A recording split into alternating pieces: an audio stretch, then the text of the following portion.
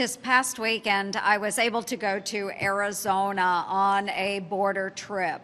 So I was able to go to Yuma and speak to the sheriff, to the mayor, to a number of the city councilmen, those that represented various sectors of the human services support systems that were in that local area.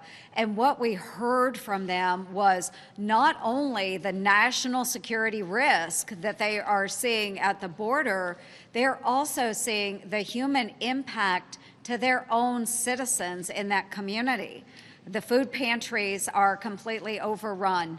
The domestic violence shelters are filled with not women and children from that area, but from those migrants that have crossed into those communities. Other shelters for homeless are occupied by migrants that are coming across the border. So we heard devastating stories. The hospital administrator painted a picture where the beds are occupied by illegal migrants into the country, and women from that community that are having babies have to go an hour and a half away because there's no room for them at the hospital where they have paid into the system, paid into taxes. They don't get support from those local entities anymore.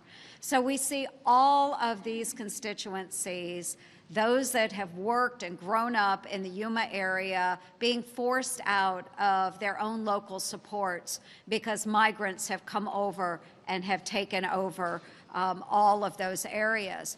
But while we were there, we went out on the border as well, and we were able to see sections of the wall that had been erected during the Trump presidency. We saw some different type of fencing that had been erected during the Biden presidency, and then we saw unused portions of border material.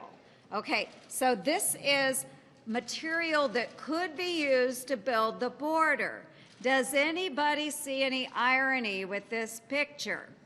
So I was at the border. These are the unused sections. And what's surrounding the unused sections to build the wall? It's a fence. It's a fence to protect the unused materials. They're trying to keep people out.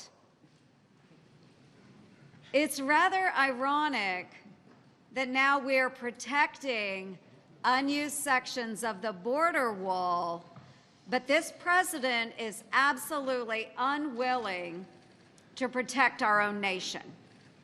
It is a matter of national security.